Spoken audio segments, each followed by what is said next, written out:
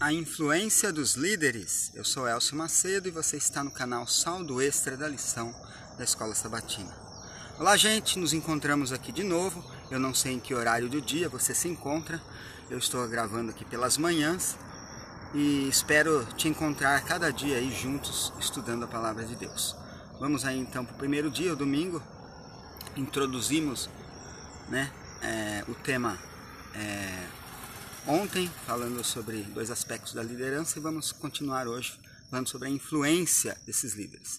Bem, a liderança de Jesus está sendo redescoberta. Há muito tempo o líder havia deixado de ser líder para se tornar o chefe mandão e arrogante, posicionando-se acima e à parte da equipe. Essa maneira de administrar não condiz com o maior exemplo de sucesso que temos na história.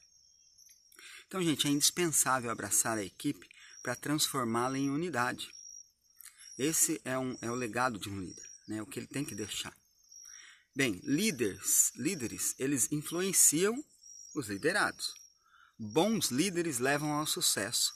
Maus líderes geram dois resultados: liderados indo de mal a pior e outros liderados não aceitando os líderes e se desviando para outros rumos, bons ou maus.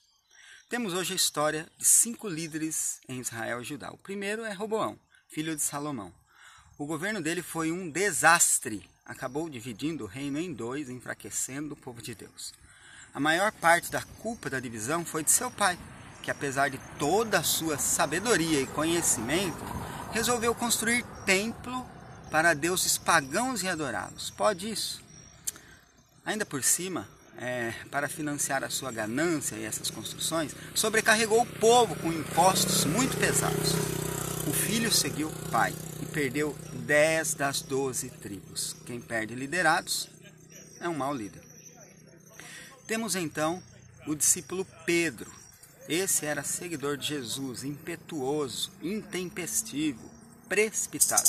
Tinha tudo para dar errado, para ser pior que Judas, mas deixou-se moldar por Jesus e tornou-se um grande líder para a salvação de milhares de pessoas ao longo dos séculos. Ele passou por uma mudança radical e, embora continuasse com algumas características, foi extremamente útil à obra de Jesus. O rei Josias foi descendente de maus reis. Josias, o último rei bom de Judá, tinha apenas 8 anos quando se tornou rei das 2 tribos meridionais de Israel. Era muito jovem como rei. Por isso, no começo, alguns mais velhos o ajudaram a governar.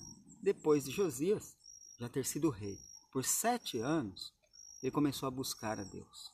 Ele seguiu o exemplo dos reis bons, tais como Davi, Josafá, Ezequias, etc. Daí, ainda adolescente, fez algo valente. Por muito tempo, a maioria dos israelitas havia sido má. Havia adorado deuses falsos e se curvado diante de ídolos. Assim Josias saiu com seus homens e passou a eliminar a adoração falsa do país. Era muito trabalho, porque muitos adoravam deuses falsos. Ele reformou todo o culto e, como ninguém antes, combateu a idolatria. Então Josias encarregou 3 homens do conserto do templo de Deus. Coletou o dinheiro do povo, dando a esses homens para fazer esse trabalho.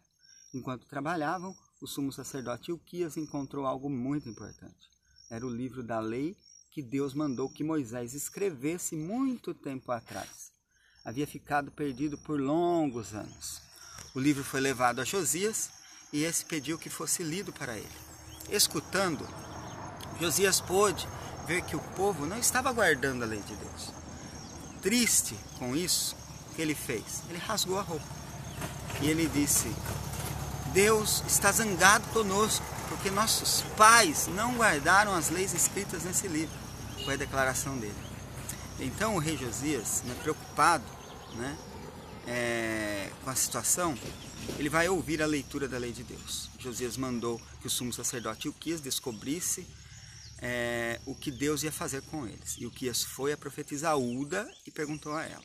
E ela lhe deu a seguinte mensagem, que Jerusalém, mais ou menos assim, e todo o povo, eles iam ser castigados porque eles adoraram outros deuses, deuses falsos, e a terra se tornou cheia de maldade. Mas visto que você, Josias, fez o bem, esse castigo só virá após sua morte. Olha que bênção, né? De um líder, como Deus preserva a bênção de um líder aos seus cuidados. Débora, que significa abelha, né? É a quarta juíza em Israel, foi a única mulher a ocupar esse posto. Ela, com Baraque, liderou o povo na guerra contra o rei de Canaã. Ela convocou o povo para a batalha e profetizou sua vitória sobre um exército muito grande. Os israelitas estavam sendo oprimidos naquela época pelo rei de Canaã, chamado Jabim. Você pode ler essa história em Juízes 4. O exército de Jabim ele era mais poderoso e tinha muitos carros de guerra, que era uma grande vantagem. Só que Débora abençoou Baraque e Deus derrotou esse grande exército. Os israelitas mataram todos os soldados inimigos. O comandante do exército de Jabim, chamado Sísera, fugiu da batalha e pediu abrigo a uma mulher chamada Jael. Mas enquanto ela dormia, ela se aproximou da tenda e lhe encravou uma estaca na testa com um martelo. Olha só que coisa, não? E quando Baraque chegou, Jael lhe mostrou seu inimigo morto.